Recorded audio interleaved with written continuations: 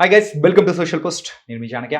Guys, ఇప్పుడు 10 లక్షలతో మనం ఒక ఇన్వెస్ట్మెంట్ అనేది కూడా మొదలు పెడితే 10 సంవత్సరాల తర్వాత సో ఎంత వెల్త్ అనేది కూడా మనం క్రియేట్ చేయొచ్చు. మరి ఆలోచన అనేది కూడా ఉంటుంది కదా చాలా మందిలో. సో మరి దీని గురించి అయితే మనకి చెప్పడానికి ఇప్పుడు మనతో పాటు కూడా బి గిరిబాబు గారు, amphi registered mutual funds distributor ఉన్నారు. మరి ఆయనతో మాట్లాడదాం.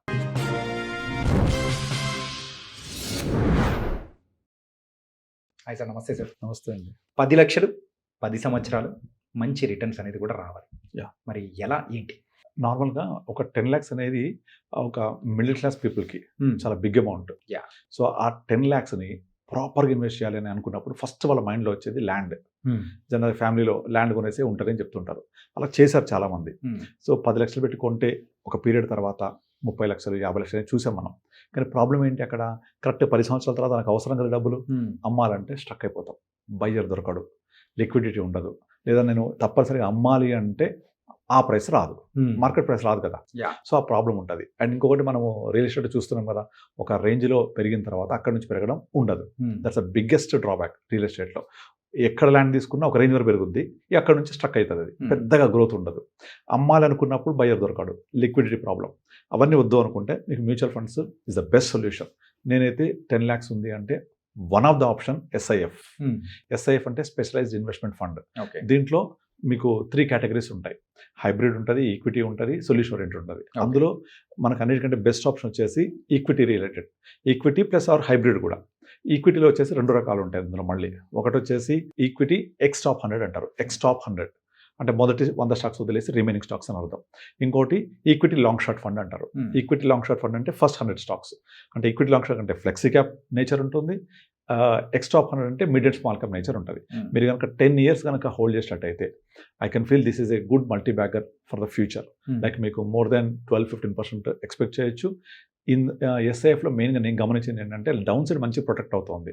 అంటే మార్కెట్స్ పడ్డప్పుడు షార్ట్స్ తీసుకుంటారు కాబట్టి fund managers, down side protect అవుతుంది. డౌన్ సైడ్ ప్రొటెక్ట్ అవ్వడం అనేది అప్ సైడ్కి మంచి పొటెన్షియల్ ఇస్తుంది పెరిగినప్పుడు. పడ్డప్పుడు పడకపోతే కాపాడుకోగలిగితే పెరిగినప్పుడు చాలా మంచి ఆప్షన్ ఇస్తుంది. కనుక SIF is a good option.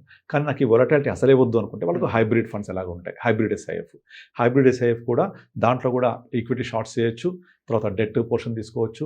అలా తీసుకుంటే కూడా మనకి ఈజీగా 8-10% ఎక్స్పెక్ట్ చేయొచ్చు. హైబ్రిడ్లో మీకు ఎఫ్డీ కంటే బెటర్ ఉంటుంది. ఎఫ్డీ కంటే equity taxation better, 12.5% LTCG plus లో వాలటాలిటీ, స్టాండర్డ్ డీవియేషన్ తక్కువ ఉంటుంది and good potential growth. Up సైడ్లో మంచి పార్టిసిపేట్ చేస్తుంది హైబ్రిడ్. ఈ 2 కేటగిరీస్ చాలా బెటర్గా ఉంటాయి. ఇప్పుడు నార్మల్గా మనం కనుక ఒక 15% రిటర్న్ జనరేట్ చేయగలిగితే, అజ్యూమింగ్ లైక్ ఒక 10 లాక్స్ కరెక్ట్గా 10 years తర్వాత 40 లాక్స్ ఉంటారు. ఎగ్జాక్ట్లీ 10 లాక్స్ 10 years తర్వాత 15% ఇస్తే ఒక 40 లాక్స్ ప్లస్ ఉంటుంది. 12-13 ఇస్తే కూడా మీకు 35-38 లాక్స్ వచ్చేస్తుంది. So good. మీరు ఏ ఇన్వెస్ట్మెంట్ చేసినా ఇంత రిటర్న్ రావాలంటే పాసిబుల్ అవ్వదు. దట్టు ఇది లిక్విడ్. నాకు మళ్ళీ అవసరం ఒక 5 లాక్స్ అవ్వాలి, తీసుకోవచ్చు. 50,000 అవసరం ఉంది, తీసుకోవచ్చు. ఇది ఒక మంచి ఆప్షన్ చేయొచ్చు. రెండోది నార్మల్ మ్యూచువల్ ఫండ్స్. నేనేం చేస్తానంటే ఒక ఎస్ఐఎఫ్ వద్దు అనుకుంటే నాకు మధ్యలో అవసరం. ఎస్ఐఎఫ్లో ప్రాబ్లం ఏంటంటే తీయాలి అనుకుంటే మీకు 10 లాక్స్ కంటే అబోవ్ ఉన్న ఆ గ్రోత్ మాత్రమే విడ్రా చేయగలం. అదర్వైజ్ మొత్తం విడ్రా చేసుకోవాలి. కానీ నాకు 5 లాక్స్ కావాలంటే రాదు. మినిమం 10 ఉండాలి అందులో. 10 కంటే అబోవ్ ఉంటే అబోవ్ ఉన్న అమౌంటే తీయాలి. 10-11 అయితే 1 లాక్ తీయాలి. లేదు నాకు 2 లాక్స్ కావాలంటే రావు, మొత్తం విడ్రా చేయాల్సి వస్తుంది. అట్లా కాదు నాకు మధ్యలో అవసరం ఉండే అవకాశం ఉంది అంటే ఐ గో విత్ ఎంఎఫ్లో నేను ఈ 10 లాక్స్ని 4 ఫండ్స్కి డివైడ్ చేస్తాను. ఒక మిడ్ క్యాప్, ఒక స్మాల్ క్యాప్, 10 years ఉంది కాబట్టి ఒక మల్టీ క్యాప్, ఒక ఫ్లెక్సీ క్యాప్ తీసుకుంటాను. లేదా ఒక 2 సెక్టర్ ఫండ్స్ తీసుకుంటాను. ఇలా నేను డిజైన్ చేస్తాను. ఇవన్నీ కూడా మంచి పొటెన్షియల్ గ్రోత్ ఉండేవి, ఇక్కడ నుంచి పెరిగే అవకాశం ఉన్నాయి.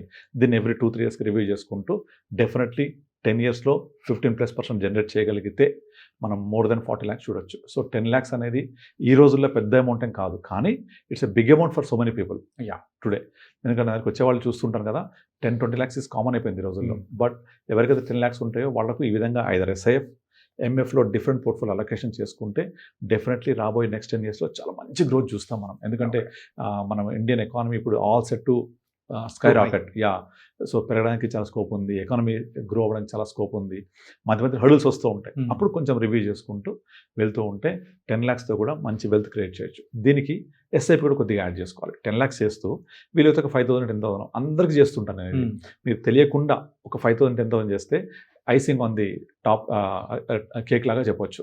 సో కేక్ మీద చెర్రీ ఎలా ఉంటుంది టేస్ట్గా, అట్లా ఒక 10 lakhs మీద ఒక 5,000, 10,000 సిప్ చేస్తే మీకు తెలియకుండా 10 lakhs బదులు 15 lakhs అవుతుంది. అప్పుడు ఇన్ఫ్లేషన్ కూడా బీట్ చేయొచ్చు మనం. ఓకే. ఎందుకంటే ఇప్పుడు 10 lakhs మనము నెక్స్ట్ 10 years తర్వాత 35-40 అయితే అప్పటికి ఇన్ఫ్లేషన్ ప్రకారంగా తక్కువ ఉంటుంది కదా వాల్యుయేషన్.